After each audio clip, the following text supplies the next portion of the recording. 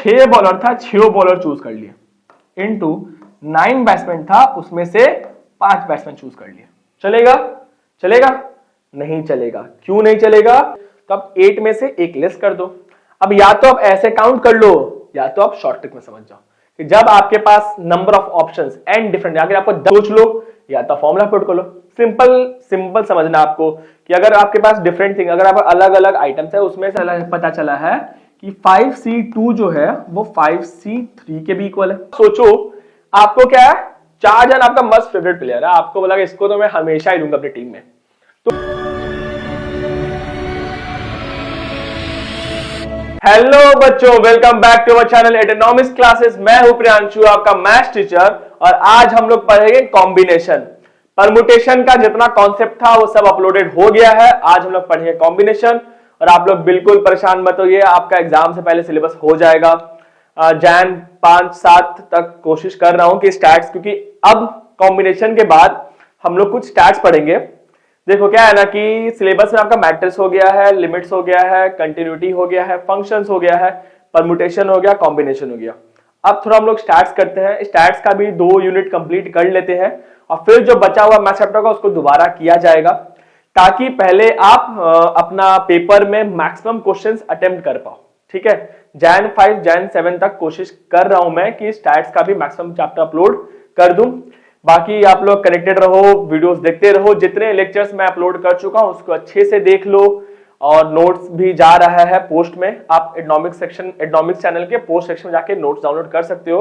Accounts का भी notes upload हो रहा है, तो आप लोग प्रैक्टिस करते रहो, और हम लोग कोशिश कर रहे हैं कि जल्द से जल्द आपको सारे लेक्चर्स मिल जाए। ठीक है? तो आज हम लोग क्या पढ़ेंगे? कॉम्बिनेशंस। तो कॉम्बिनेशन क्या होता है समझ लेते हैं। Combination is a way of selecting items. Permutation भी सेम था ना, permutation is a way of selecting items, combination भी वही है। पर combination is a way of selecting items from a group. क्या है? ये भी एक तरीका है आइटम्स को सिलेक्ट करने का from a group where order does not matter.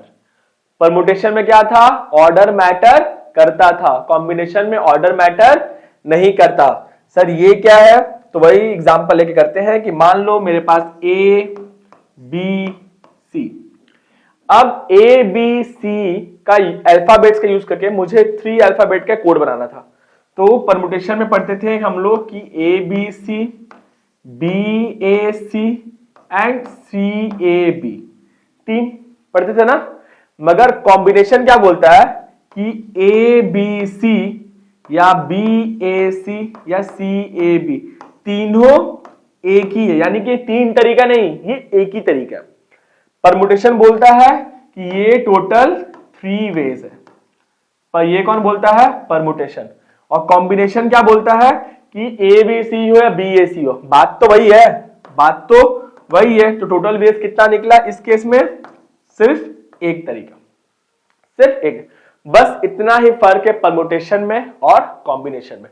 Combination में ऑर्डर मैटर नहीं करता, ऑर्डर मैटर नहीं करता। जैसे कि, और आपको एग्जांपल दे कि मान लो मेरे को एक क्रिकेट टीम बनाना, ठीक है? एक क्रिकेट मेरे पास 15 प्लेयर्स है, उसमें से मेरे को 11 प्लेयर को चूज करना है। सिंपल। अब मैं कौन से प्लेयर को पहले चूज करूंगा वो थोड़ी मैटर करेगा, मैं कौन कौन सा प्लेयर चूज कर, मेरे पास कितने प्लेयर्स है बस वो मैटर करेगा। कौन से प्लेयर को कब चूज कर रहा हूं वो मैटर नहीं करेगा। जैसे कि रोहित, पहले रोहित चूज करूं फिर विराट चूज करूं, या फिर मैं पहले विराट चूज करूं फिर रोहित चूज करूं, बात वही है। कॉम्बिनेशन ये बोलता है जहां पे ऑर्डर मैटर नहीं होता वहां पे हम लोग कॉम्बिनेशंस लगाते हैं, और जहां पे ऑर्डर मैटर करता है वहां पे हम लोग परमुटेशन लगाएंगे। सिंपल।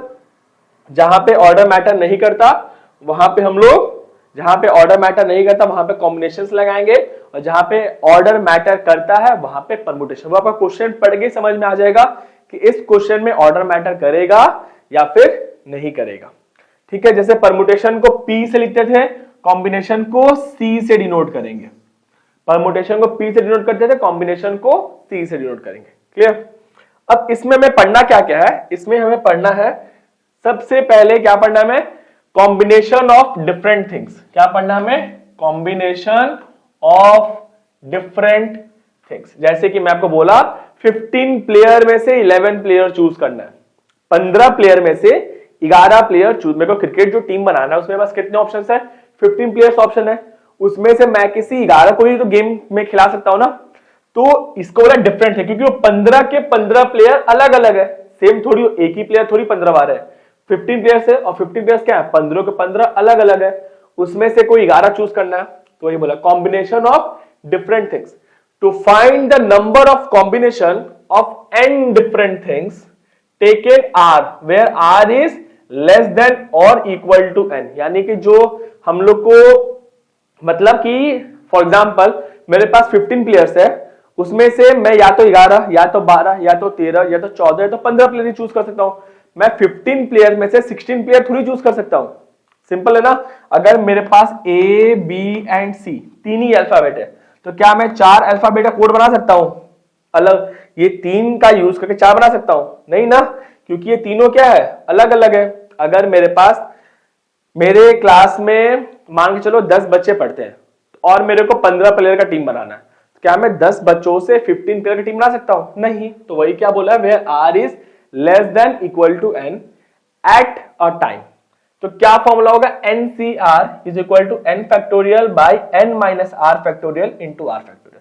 जैसे NPR का फॉर्मूला था उसी तरह NCR। यहां पे n क्या है, नंबर ऑफ ऑप्शन। जैसे इस क्वेश्चन में इसमें एक क्वेश्चन दिया है, अच्छा इससे पहले हम लोग जो ये लिए थे ABC वाला एग्जांपल लिए थे, ठीक है। मेरे पास नंबर ऑफ ऑप्शंस कितने थे, तो आप बोलोगे 1 2 3, ठीक है। मुझे कितने का कोड बनाना था, 3 का ही बनाना था। मुझे जो कोड बनाना था वो कितने का बनाना था, 3 का बनाना था।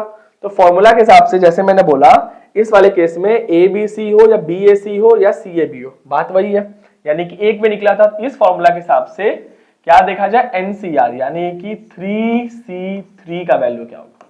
तो क्या होगा यहाँ पे 3 factorial by n minus r, 3 minus 3 factorial into r factorial. r कितना है, 3 फैक्टोरियल। तो 3 फैक्टोरियल 3 फैक्टर कट गया, ऊपर 1 बचा, और 1 3 माइनस 3 0 फैक्टोरियल कितना होता है 1। तो 1 बाई 1 मेरा कितना आया 1। और देखो यहाँ पे मेरा आंसर कितना आया था, 1 ही आया था ना। तो या तो आप ऐसे सोच लो या तो फॉर्मूला पुट कर लो। सिंपल समझना आपको कि अगर आपके पास डिफरेंट थिंग, अगर आप अलग अलग आइटम्स है उसमें से आपको किसी कोई पर्टिकुलर आइटम चूज करना है या कोई number of particular item choose करना है, तो आप कौन सा फॉर्मूला यूज करोगे, NCR। जहां पे n का मतलब होगा नंबर ऑफ ऑप्शंस, r मतलब कितना आपको चूज करना है। For example, in how many ways can a team of 5 players, 5 player का टीम बनाना है। कितने का टीम बनाना है, 5 प्लेयर का। तो आपका r क्या होगा, 5 players be formed out of 12 player. 12 player में से आपको 5 प्लेयर चूज करना है। 12 प्लेयर में से आपको 5 प्लेयर चूज करना है। हाँ, 12 प्लेयर्स में से आपको 5 प्लेयर्स चूज करना है। तो 12 प्लेयर्स में से आपको कितना चूज करना है, 5 प्लेयर्स चूज करना है। तो क्या हो जाएगा आंसर, 12C5, यानी कि 12 फैक्टोरियल बाई 12 माइनस 5 कितना होगा, 7 फैक्टोरियल इंटू 5 फैक्टोरियल। तो क्या हो जाएगा यहाँ पे 12 into 11 into 10 into 9 into 8 into 7 factorial by 7 factorial. तो कट गया, और 5 का क्या लिख सकते हैं, 5 इंटू 4 इंटू 3 इंटू 2 इंटू 1। देखो 5 से कटेगा, 5 2 जा 10, 10 कट गया, 4 3 जा 12, 12 कट गया। तो आंसर कितना आ रहा है, 9 इंटू 8 72, 72 इंटू 11 72 इंटू 11। तो हमारा आंसर कितना आ रहा है, 297, यानी कि 792 वेज से हम लोग अपने टीम्स बना सकते हैं। सिंपल था, क्या बोला था, 12 प्लेयर है, आपको कोई 5 प्लेयर का टीम बनाना है, तो आप कितने पॉसिबल टीम्स बना सकते हो, तो आप टोटल 792 टीम्स बना सकते हो अगर आपको 12 प्लेयर में से कोई 5 प्लेयर चूज करना। तक समझ में आ गया ना कॉम्बिनेशन क्या है, सिंपल बोलता है अगर आपके पास डिफरेंट थिंग्स है ना, पहला क्या कॉम्बिनेशन ऑफ डिफरेंट थिंग्स। अगर आपके पास अलग, क्योंकि 12 प्लेयर्स है सेम थोड़ी होगा। अच्छा, और कॉम्बिनेशन क्यों लगाया है यहाँ पे, मान लो आप एक टीम बनाओ ABCDE, आप 5 लोगों का एक टीम बना लो ABCDE, क्या BACDE अलग टीम है, नहीं है ना, क्योंकि वही प्लेयर्स है, 5 प्लेयर्स है, उनका एक टीम है। अब वो पांचों में से कौन से प्लेयर का पहले चूज किया, उससे तो कोई फर्क पड़ेगा नहीं, इसीलिए इस वाले क्वेश्चन में क्या लगाया हम लोग, कॉम्बिनेशन लगा, क्योंकि यहाँ पे ऑर्डर मैटर नहीं करता। क्या कहते, 12 प्लेयर था, कोई 5 चूज करना था, तो 12C5। ये मेरा पहला पार्ट, जिसमें आपको क्या सिखाया गया है कि to find number of combination of n different things taken r at a time का फॉर्मूला NCR। फिर इसमें आपको कुछ चीज का ध्यान देना है, कोई चीज जिससे कि आप अपने कैलकुलेशन थोड़ा सा जल्दी कर सकते हो। पहला क्या, NC0 का वैल्यू 1 होता है। फॉर एग्जांपल 5C0, इसका आंसर कैलकुलेट नहीं डायरेक्टली लिख सकते हो कि इसका आंसर क्या होगा 1। सर ये प्रूफ कर दीजिए, तो प्रूफ करना क्या, 5C0 यानी कि 5 फैक्टोरियल बाय 5 माइनस 0 कितना होगा 5 फैक्टोरियल इंटू 0 फैक्टोरियल का मतलब होता है 1, तो 5 फैक्टोरियल बाय 5 फैक्टोरियल इंटू 1, ये कट गया, आंसर कितना गया 1। तो आप डायरेक्टली लिख सकते हो कि NC0 का मतलब कितना हो गया 1। उसी तरीका से आपको NC1 का जो वैल्यू होगा वो होगा n, मतलब कि अगर आपको 5C1, तो आप डायरेक्टली लिख सकते हो 5C1 का जो वैल्यू होगा वो कितना होगा 5। ऐसा क्यों होता है, 5C1 यानी कि 5 factorial by 5 minus 1 4 factorial into 1 factorial, तो 1 फैक्टोरियल का मतलब 1 ही हो गया, तो 5 इंटू 4 फैक्टोरियल बाय 4 फैक्टोरियल, ये कटा, आंसर कितना आ गया 5। तो आप डायरेक्टली लिख लो 10C1 क्या होगा 10, 9C1 क्या होगा 9, 6C1 क्या होगा 6। उसी तरीके से जो तीसरा पार्ट है वो क्या है NCN, अगर ऊपर नीचे सेम नंबर है तो वैल्यू क्या होगा 1। अभी हम लोग यहाँ पे देख चुके थे ना, ये किए भी थे, जब मेरा ऊपर नीचे सेम नंबर होगा तो आंसर कितना आ गया था 1। ठीक है, जैसे 5C5 क्या हो जाएगा 5 factorial by 5 minus 5 0 factorial into 5 factorial, ये कटा था 0 फैक्टोरियल का मतलब 1, आंसर आ गया था मेरा 1। तो आप डायरेक्टली कर सकते हो। अगर आपको इन 3 केस में से ध्यान रखना है कि अगर ऐसा देगा वैल्यूज तो हम लोग डायरेक्टली वैल्यूज पुट कर सकते हो। उसके बाद कुछ रिजल्ट्स, क्या क्या रिजल्ट है, पहला कि NCR का जो मतलब फॉर्मूला था वो था n factorial, NCR and NCN minus R का वैल्यूज सेम होता है। सर इसका मतलब क्या है, इसका मतलब है बच्चा कि 5C2 एंड 5 माइनस 2 कितना होता है 3, इन दोनों का जो वैल्यूज होगा वो सेम होगा। NCR and NCN minus R का जो वैल्यू होगा वो क्या होगा सेम होगा। कैसे होगा सर, इसको ऐसे ले 5 फैक्टोरियल बाय 5 माइनस 2 कितना होता है 3 फैक्टोरियल इंटू 2 फैक्टोरियल, और यहां पे भी क्या हो जाएगा 5 फैक्टोरियल 5 माइनस 3 कितना होता है 2 factorial into 3 factorial. Same same दिख रहा है ना, सेम सेम दिख रहा है ना। तो वही चीजें बोला है कि यहाँ पे आपका कुछ रिजल्ट मतलब कुछ फॉर्मूला से आप कुछ चीज पता चला। आपको क्या क्या पता चला है कि NCR and NCN minus R का वैल्यू सेम होगा। 7C2 एंड 7C5 इन दोनों का जो वैल्यू है वो सेम होगा कि 7 माइनस 2 कितना होता है 5। क्लियर, 5 माइनस 2 3, 7 माइनस 2 5, इन दोनों का वैल्यू क्या होगा सेम होता है। ठीक है, इसी चीज से ये भी डिराइव हुआ है। कैसे डिराइव हुआ है, अभी यही क्वेश्चन में आप देख लो, यही क्वेश्चन में आपको बता दे रहा है। इसी चीज डिराइव कैसे हुआ है कि अगर क्या लगा है इसमें, अगर NCP एंड NCQ इक्वल है, यानी कि मान लो 5C2 एंड 5C3 ये इक्वल है, तो कब क्या होगा, इसका मतलब या तो P एंड Q का वैल्यू इक्वल होगा या तो P प्लस Q का वैल्यू n होगा।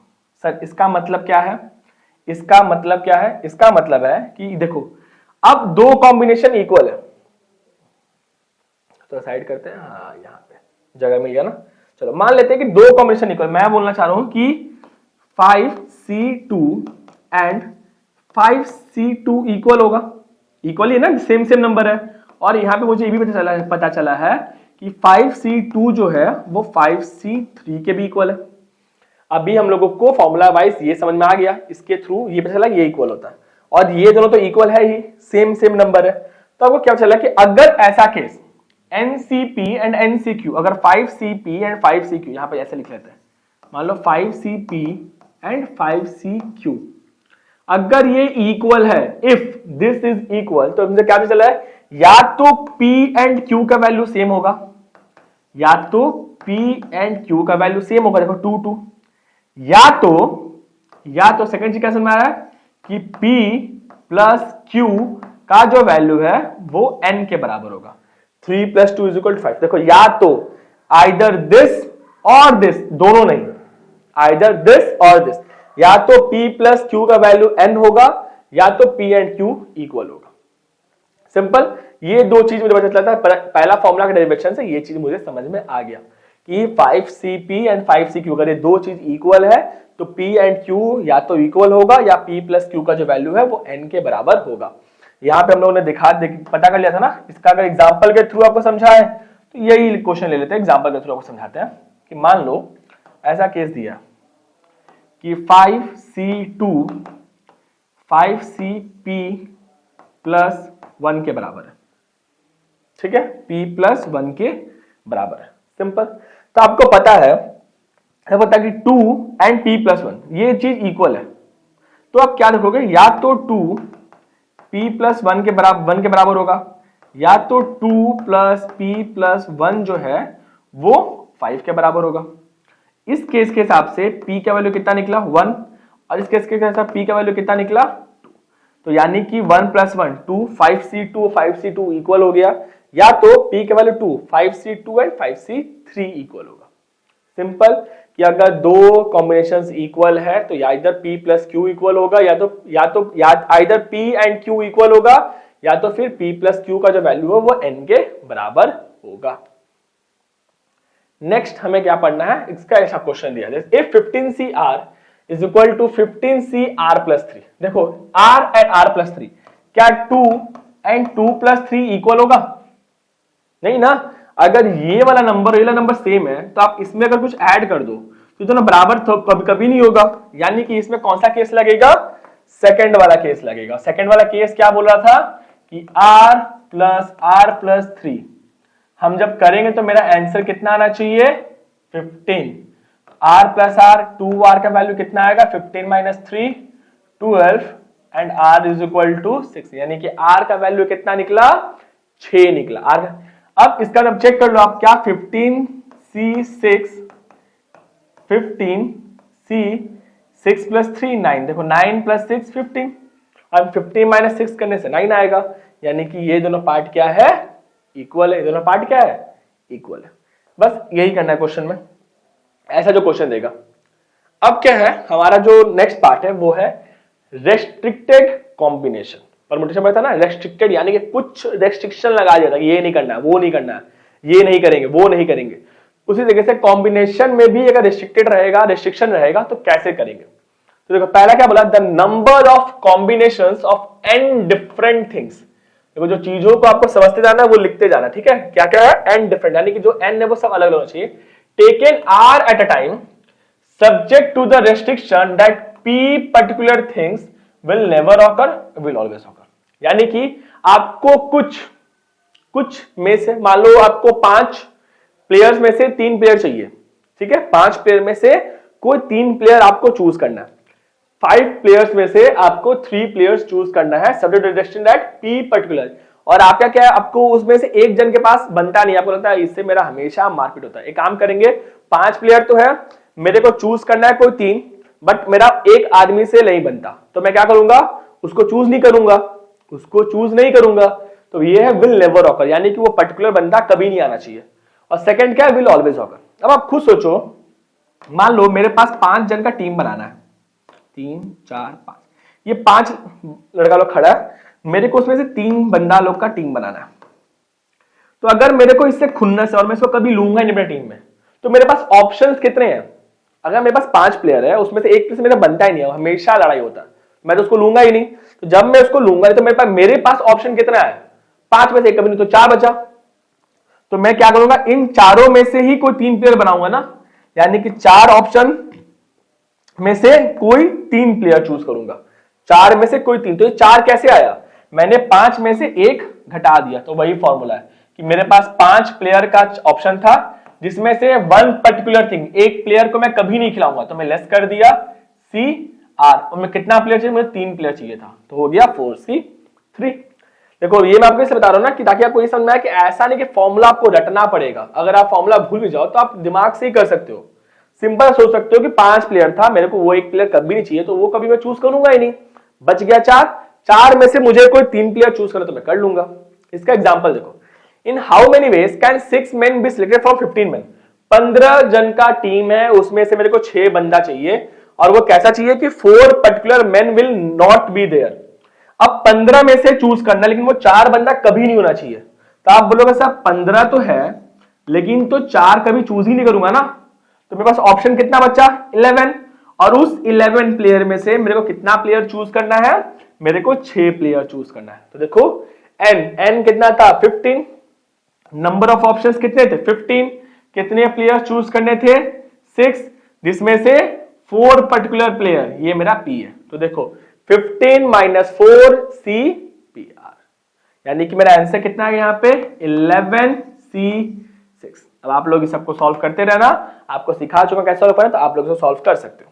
ठीक है, एक बताना है तो बता देता हूं, बाकी इसके बाद आप लोग खुद करना। 11 इसका सॉल्यूशन कैसे निकलेगा 11 से 6 का, यहां पे लिख लेते हैं इसको 11 से 6 क्या आया था हमारा, यहाँ पे हमारा आया था 11C6। ठीक है, तो 11 फैक्टोरियल 11 - 6 यानी कि 5 फैक्टोरियल इंटू 6 फैक्टोरियल, तो कितना आएगा 11 into 10 into 9 into 8 into 7 into 6 factorial by 5 into 4 into 3 into 2 into 1 into 6 factorial. तो 6 फैक्टोरियल कटा, 5 2 जा 10 कट गया, 4 2 जा 8 एंड 3 3 जा 9।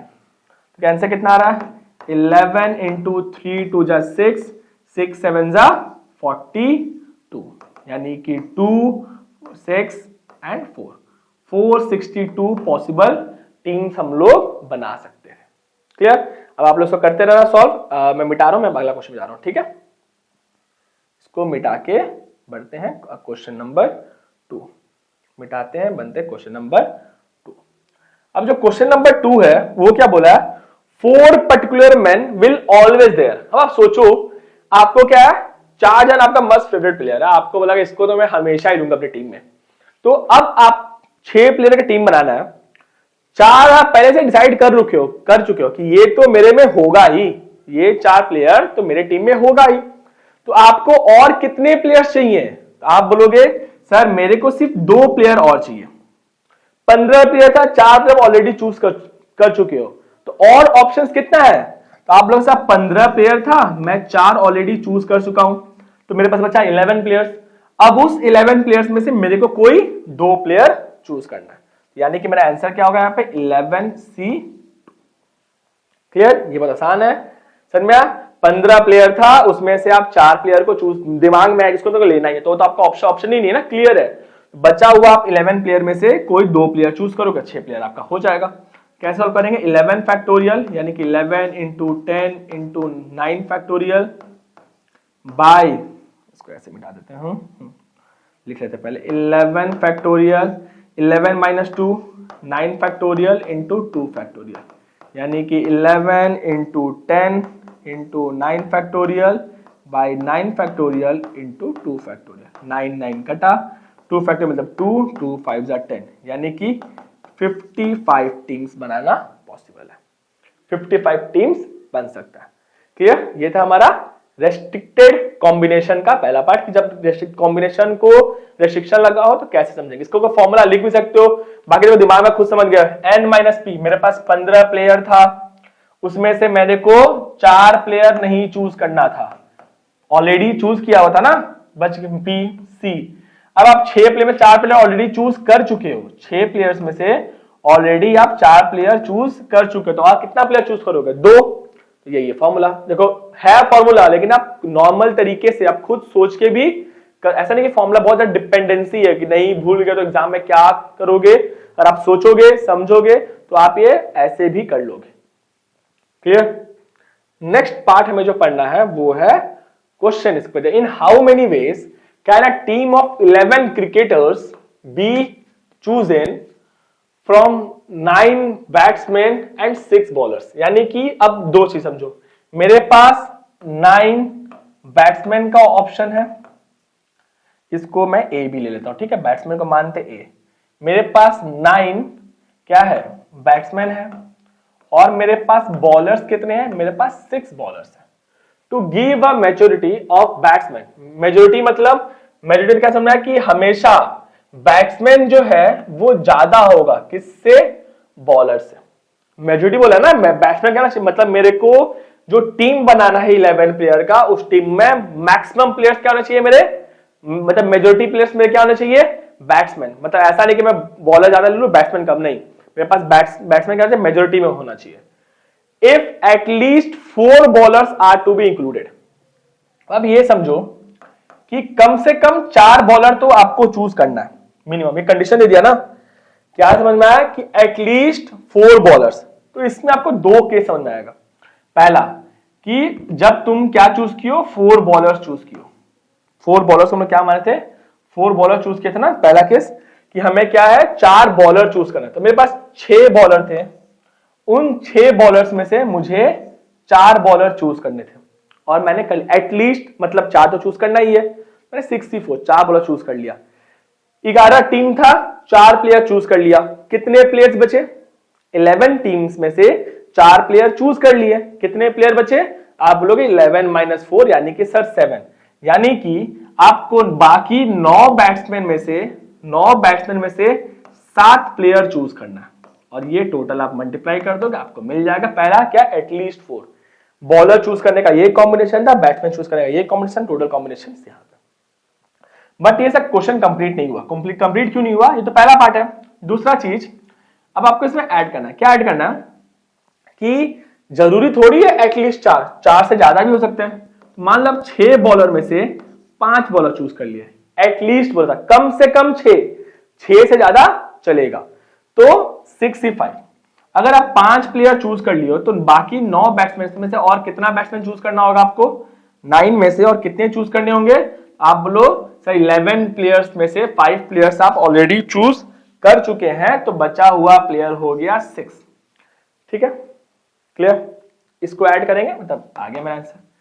और थर्ड, मान लो 6 बॉलर था, 6 बॉलर चूज कर लिए, इनटू 9 बैट्समैन था, उसमें से 5 बैट्समैन चूज कर लिए, चलेगा नहीं चलेगा। क्यों नहीं चलेगा, क्योंकि मेजोरिटी बोला था ए, बैट्समैन हमेशा बॉलर से ज्यादा होना चाहिए, बैट्समैन हमेशा बॉलर से ज्यादा होना चाहिए, इसीलिए हम लोग ये वाला केस नहीं ले पाएंगे, तो आपको क्या करना है, इसको सॉल्व करना है और इसको सॉल्व करना है, टोटल जो आपका आंसर आएगा उसको ऐड, यानी कि आप इतने टीम्स बना सकते हो एंड इतने टीम्स बना सकते हो। क्लियर, सर मैं सॉल्व कर सकते हो इसको 6C4 को। देखो इसको करने का ऐसे तरीका कर ही दे रहे हैं, 6 factorial into 6 - 4 2 factorial into 4 factorial, multiply करना है 9 factorial into 9 - 7 2 factorial into 7 factorial, क्या आएगा 6 into 5 into 4 factorial by 2 factorial into 4 factorial, ये कटा, 2 से कटेगा ये 6, 3 टाइम्स 5 इंटू 3 15, यानी कि 15 इंटू इसका क्या हो जाएगा 9 into 8 into 7 factorial by 2 factorial into 7 factorial, ये कटा, 2 से कटा 8 टाइम, 9 4 जा 36, ठीक है, 15 इंटू 36।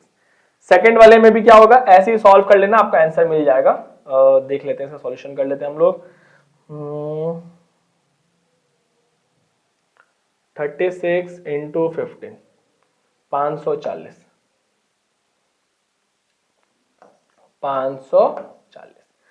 इसका क्या होगा 6C5 पढ़ा था ना, 6 फैक्टोरियल 6 - 5 कितना होता है 1 फैक्टोरियल इंटू 5 फैक्टोरियल, तो ये क्या हो जाएगा 6 इंटू 5 फैक्टोरियल, 5 5 कटा, आंसर होगा 6 इंटू 9 से 6 मतलब 9 into 8 into 7 into 6 factorial by 9 - 6 3 factorial into 6 factorial, ये कटा, 3 का मतलब 3 इंटू 2 करेंगे तो 6, 3 से कटेगा 3 टाइम्स, 2 से कटेगा 8 4 टाइम्स, यानी कि इसमें क्या करना है 3 इंटू 4 इंटू 7, 3 इंटू 4 इंटू 7 यानी कि 84। सही किए हैं 84। अब यहां पे हो गया 84। तो टोटल मेरा क्या आ रहा है इसका आंसर 84 इंटू 6 504। तो आपका टोटल आंसर होगा वो क्या होगा 504 प्लस 540 यानी कि टोटल आप मिला के 1044 टीम्स बना सकते हो ऐसे जो इस कंडीशन को फुलफिल करे। समझ में आया आपको क्या किए थे? आपको क्वेश्चन के हिसाब से बोला था कि आपके पास 11 प्लेयर का टीम बनाना है जिसमें से आपके पास 9 बैट्समैन का ऑप्शन है एंड 6 बॉलर्स का ऑप्शन है। तो 9 बैट्समैन में से आपको 6 बॉलर में से एटलीस्ट 4 बॉलर चूज करने थे, तो आप पहले 4 बॉलर चूज कर लिए। एटलीस्ट मतलब 4 या 4 से ज्यादा, तो 4 चूज करोगे बॉलर तो 7 बैट्समैन चूज करना पड़ेगा। 5 चूज करोगे बॉलर तो 6 बैट्समैन चूज करना पड़ेगा। आप 6 बॉलर चूज नहीं कर सकते। क्यों नहीं कर सकते? क्योंकि क्वेश्चन में बोल दिया था कि आपको मेजोरिटी में क्या चाहिए, बैट्समैन चाहिए। क्लियर? ये सब है रेस्ट्रिक्शन कॉम्बिनेशन के टाइप्स। मतलब ऐसे क्वेश्चंस में देखो रेस्ट्रिक्शन लगा देगा और फिर हमें सॉल्व करना होगा। ठीक है, नेक्स्ट क्या बोला है? Total number of combinations, total कितने कॉम्बिनेशंस बन सकते हैं। पहला type, when things are all different, जब सब अलग अलग हो। ध्यान से देना, जब चीज पढ़े ध्यान देना, क्या ध्यान देना? जब सब आइटम्स अलग अलग हो। जैसे कि मान लो आप एग्जाम में बैठे हो, आपके पास 3 ऑप्शंस है, क्वेश्चन नंबर 3 क्वेश्चन है, question number A, question number B, question number C, तीनों अलग अलग है। जब when things are all different, तो टोटल नंबर ऑफ कॉम्बिनेशन का क्या फॉर्मूला है? 2n-1। अब देखो, अगर मैं आपको बोलूं कि आप एग्जाम में बैठो, 3 क्वेश्चन आपको है, आप कितने तरीकों के कॉम्बिनेशंस बना सकते हो जहां पे आपको मिनिमम एक क्वेश्चन तो अटेम्प्ट करना है। मतलब आप कितने तरीकों से क्वेश्चन अटेम्प्ट कर सकते हो जहां पे कंडीशन क्या है कि आपको मिनिमम एक क्वेश्चन तो अटेम्प्ट करना है। क्वेश्चन नंबर 1 में आपके पास 2 ऑप्शन है, या तो आप क्वेश्चन करोगे या तो आप छोड़ोगे। अटेम्प्ट करने बोला हो ना, या तो क्वेश्चन अटेम्प्ट करते आप छोड़ोगे, 2 ही ऑप्शन है। बी में भी आपके पास 2 ऑप्शन है, या तो आप अटेम्प्ट करोगे या तो आप छोड़ोगे। सी में भी आपके पास 2 ऑप्शन है, या तो आप क्वेश्चन अटेम्प्ट करोगे या तो आप छोड़ोगे। टोटल आउटकम्स कितना है? 2 इंटू 2 इंटू 3 यानी कि 2 की पावर 3। अब इसमें वो भी आउटकम्स है कि आप इसको भी छोड़ सकते हो। ये था ना, करोगे या छोड़ोगे, करोगे या छोड़ोगे, करोगे या छोड़ोगे, यानी कि तीनों क्वेश्चन में से इस टोटल 8 आउटकम्स में से एक आउटकम तो ऐसा है जहां पे आप तीनों क्वेश्चन छोड़ रहे हो ना, आप तीनों क्वेश्चन छोड़ रहे हो। अब उस आउटकम को मुझे लेस करना है। क्यों? क्योंकि मैंने क्या बोला था कि आप एक क्वेश्चन तो मिनिमम अटेम्प्ट करना ही होगा। तो आप क्या करोगे? टोटल क्वेश्चंस को करने या छोड़ने का जो पॉसिबिलिटी था वो क्या था? 2 इंटू 2 इंटू 2 8, यानी कि आप 8 तरीके से क्वेश्चन कर सकते थे। जैसे पहला क्वेश्चन किए, दूसरा क्वेश्चन किए, तीसरा क्वेश्चन किए, तीनों किए। पहला किए होगे, दूसरा किए होगे, तीसरा नहीं किए होगे। पहला किए, दूसरा नहीं किए, तीसरा किए। पहला किए, दूसरा नहीं किए, तीसरा भी नहीं किए। ठीक है, फिर पहला नहीं किए, दूसरा किए, तीसरा किए। पहला नहीं किए, दूसरा नहीं किए, तीसरा किए। और क्या हो सकता है? तीनों क्वेश्चन आप नहीं किए, ये भी पॉसिबिलिटीज है। और पहला किए, दूसरा के, तीसरा के, पहला किए, दूसरा, तीसरा नहीं किए, पहला किए, दूसरा नहीं किए, तीसरा किए, पहला किए, दूसरा नहीं किए, तीसरा नहीं किए, पहला नहीं किए, दूसरा किए, तीसरा किए, पहला नहीं किए, दूसरा नहीं किए, तीसरा नहीं किए।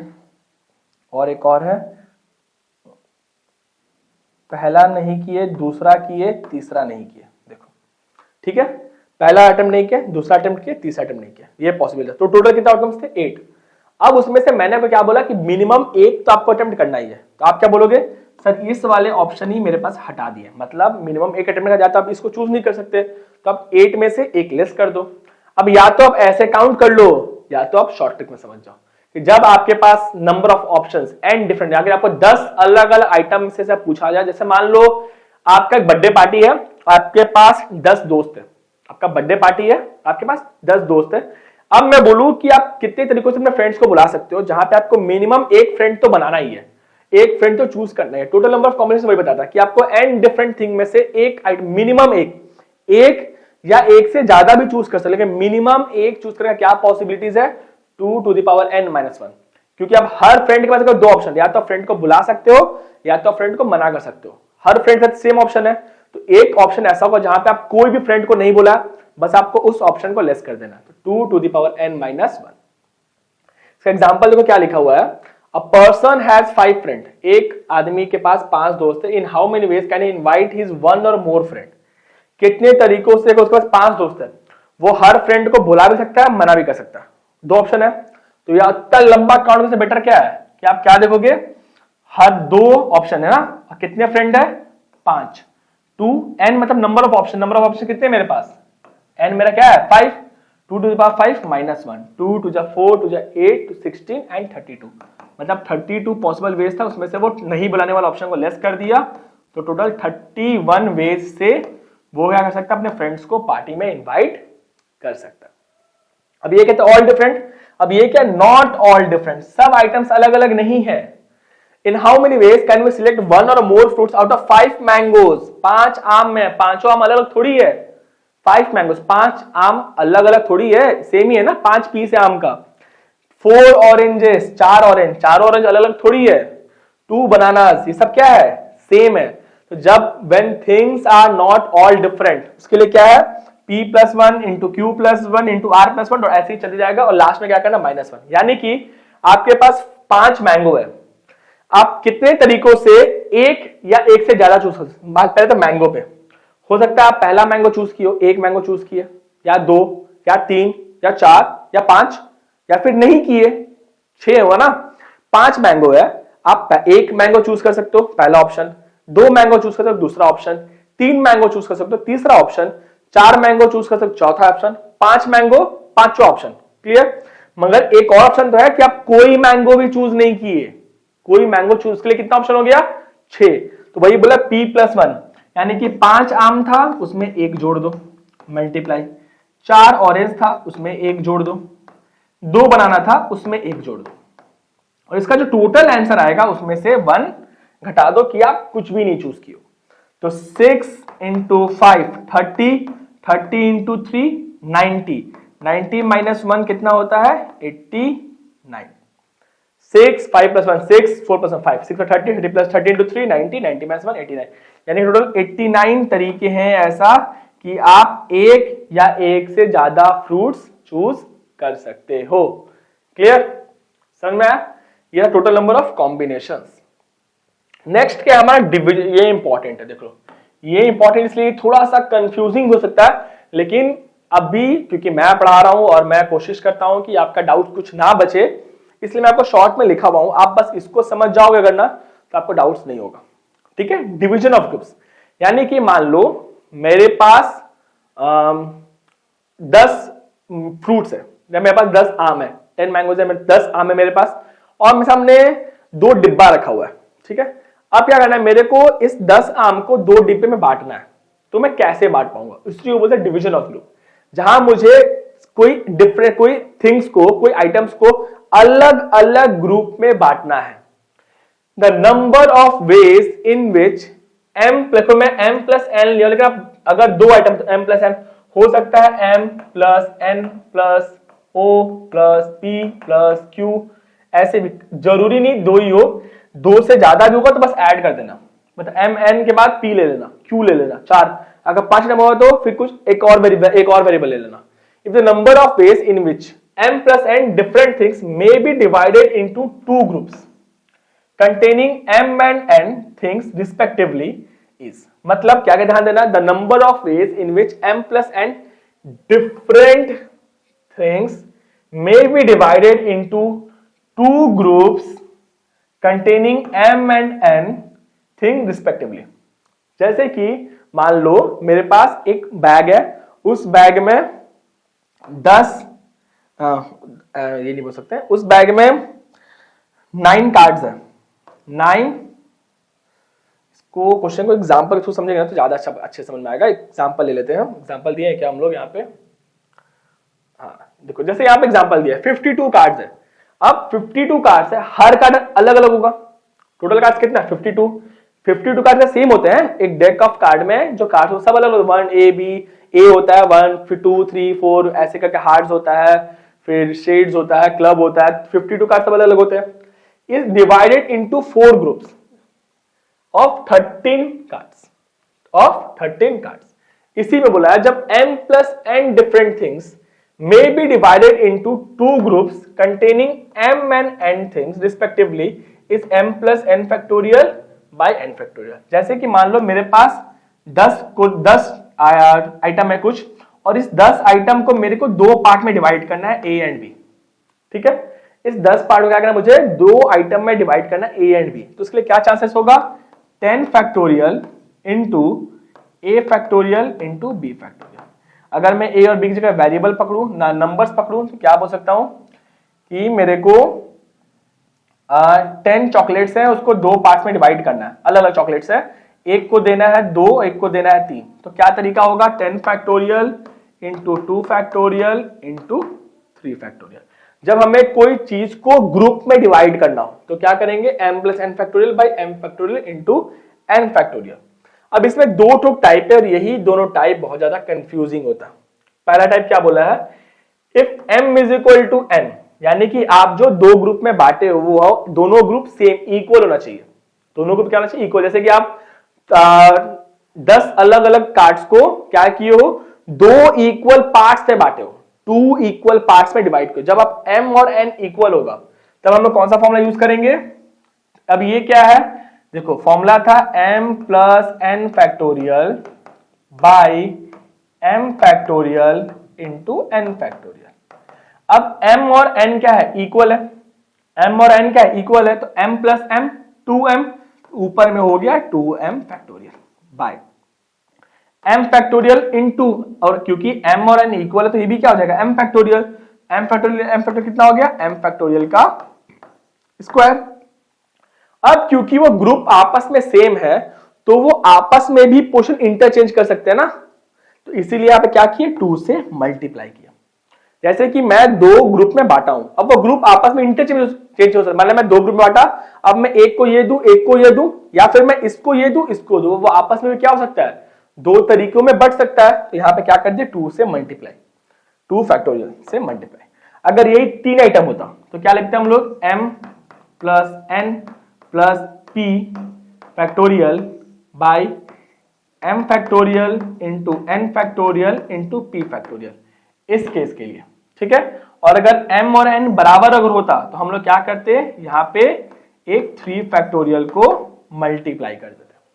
ठीक है, सेकंड केस क्या बोला है, सेकंड केस क्या बोला, if 2m equal things are equally distributed between 2 person. अब इस वाले में और इस वाले में आपको इतना चीज का ध्यान देना है, ये वाला तब आप यूज करोगे जब आपको जो ग्रुप है वो नोन हो, मतलब पता हो, आदमी हो, पर्सन हो, स्टूडेंट हो, ऐसे कुछ टाइप है जो वो चीज पता है कि वैल्यू है 2 पार्ट ए एंड बी, अगर वो मेंशन कर दिया तो हम लोग क्या काम, जैसे यहाँ पे क्या बोला था, बिटवीन 2 पर्सन, जब वो 2 लोग में बांटेगा तब हमें बस ये 2 नहीं लगाना। अगर वो 2 लोग में बांटेगा तो हमें ये 2 नहीं लगाना होगा, सिर्फ ये फॉर्मूला हो जाएगा 2m factorial into m factorial का स्क्वायर। फॉर एग्जाम्पल क्वेश्चन तो समझो, इन how many veg 52 playing cards, cards कितने हैं 52, डिवाइडेड अमॉन्ग 4 ग्रुप्स, वो क्या कर रहा है 52 कार्ड्स को 4 पार्ट में डिवाइड कर दिया। तो फॉर्मूला क्या हो जाएगा पहले का, 52 फैक्टोरियल बाय कितना पार्ट में डिवाइड किया है, 4 ग्रुप्स ऑफ 13 कार्ड। देखो ये 4 ग्रुप में बांटा है, 4 ग्रुप में, कौन से पे किसमें बांटा है, इसे हमें 2 ग्रुप था, यहां पे कितना था 4 ग्रुप। तो पहले तो हम लिख लेंगे 4 ग्रुप कौन सा, 13 कार्ड का ना, तो 13 फैक्टोरियल टू दी पावर 4। यहां पे 2 ग्रुप था तो पावर में कितना आया था 2, पावर में कितना आया था 2। अब यहां पे ग्रुप कितना है, इस वाले में ग्रुप कितना बोला है, इस वाले में ग्रुप बोला है 4, तो पावर में कितना आएगा 4। अब क्योंकि ये ग्रुप है, नोन नहीं है, तो ये ग्रुप क्या होगा, आपस में भी पोजीशन क्या क्या क्या कर सकता है, नंबर ऑफ वेज से सिलेक्ट हो सकता है। तो हम लोग यहाँ पे क्या कर देंगे 4 फैक्टोरियल। हमारा ग्रुप है ना 1 2 3 4, ये 4 ग्रुप, ये 4 ग्रुप आपस में भी तो 4 3 2 1, जो परमुटेशन में पढ़े थे हम लोग, याद है परमुटेशन में पढ़े थे हम लोग कि नंबर ऑफ वेज कितने तरीकों से अरेंज किया जा सकता है। ये 4 ग्रुप तो, लेकिन ये 4 ग्रुप आपस में 4 फैक्टोरियल तरीकों से 4 फैक्टोरियल तरीकों से अरेंजमेंट्स बनाए जा सकते थे, इसलिए यहाँ पे क्या लग गया 4 फैक्टोरियल मल्टीप्लाई। और सेकंड वाले में क्या बोला है, बी डिस्ट्रीब्यूटेड अमॉन्ग 4 प्लेयर्स। अब ये 4 पर्सन होगा, प्लेयर्स कौन होता है, पर्सन होता है ना, 4 जन में। अब 4 लोग में बांटना है, ये प्लेयर ए लेगा, ये प्लेयर बी लेगा, ये प्लेयर सी लेगा, ये प्लेयर डी लेगा। तो जब 4 प्लेयर्स में बांटना हो तब क्या करेंगे, 52 factorial by 13 factorial to the power 4। बस इसमें क्या अंतर है, यहां पे फैक्टोरियल लगाए थे, यहां पे फैक्टोरियल नहीं लगाए थे। ये क्या मेरा डिवीजन ऑफ ग्रुप्स का क्वेश्चन। जब ग्रुप्स को किसी पार्ट में बांटना हो, जब ग्रुप्स को किसी पार्ट में डिवाइड करना हो, तो वो जितने पार्ट्स में रहेगा बस हमको उसको डिवाइड कर देना, ठीक है। अब उसका 2 कंडीशन था, पहला कंडीशन, सेकंड कंडीशन।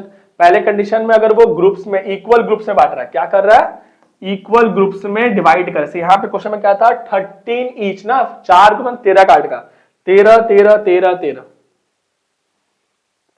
13 13 13 13, तो चारों इक्वल थे, तो इक्वल ग्रुप्स होगा, तो ये वाला फॉर्मूला। अब वहीं पे equally distributed among person, person को बोल देगा कि इस ग्रुप इतना लोग में बांटना है, स्टूडेंट्स में बांटा, टीचर्स में बांटा है, तो हम लोग क्या कर देंगे, बस ये जो फैक्टोरियल में लगाए थे वो हट जाएगा और सेम फॉर्मूला बन जाएगा। बस ये जो नंबर ऑफ वेज है इसी में चल जाएगा, ये सिंपल। क्योंकि यहाँ पे ग्रुप देखो, एम और थिंग क्या था, रिस्पेक्टिव था ना, अलग अलग नोन था, ठीक है। जब हम लोग ऐसे ही कुछ क्वेश्चंस बनाएंगे तो क्लियर हो जाएगा। फिलहाल आप यहां तक लिख लो अच्छे से, यहां तक लिख लो अच्छे से। इसका कॉम्बिनेशन का भी नोट्स मैं दे रहा हूं, तो वही एडनॉमिक्स चैनल के पोस्ट सेक्शन में जाके आप नोट्स डाउनलोड कर लेना, वहां से प्रैक्टिस करना। कॉम्बिनेशन हल्का सा प्रैक्टिस मांगेगा, जब तक आप कुछ क्वेश्चन प्रैक्टिस नहीं करोगे आपका ये चैप्टर अच्छे से क्लियर नहीं हो पाएगा। अब क्लासेस हम लोग का बहुत लिमिटेड है, 45-50 मिनट की क्लास होता है, तो उसमें तो सब क्वेश्चन करा नहीं सकते। मैक्सिमम टाइप इतना ही टाइप आपको पढ़ना है, बस इतना ही टाइप आपको पढ़ना है यहां तक। इसके अलावा कॉम्बिनेशन में बाहर से और कुछ नहीं आएगा। अगर कुछ आता भी है तो आप अपने कॉन्सेप्ट से ही क्लियर कर लोगे। अब हम लोग का ये कॉन्सेप्ट क्लास ही चल रहा है, तो हम लोग बस चैप्टर समझा रहे हैं। एक बार ये सब मेरा खत्म हो जाए फिर हम लोग सिर्फ हर चैप्टर का स्पेशल क्वेश्चंस कराएंगे जो एग्जाम में पूछा जा सकता है, तो वो सब भी बहुत इंपॉर्टेंट होगा। लेकिन फिलहाल के लिए बस आप इतना नोट कर लो और एडनॉमिक्स चैनल के पोस्ट सेक्शन जाके आप ये क्या मतलब प्रैक्टिस पेपर डाउनलोड कर लेना और आप करके वहां से प्रैक्टिस करना स्टार्ट कर दो।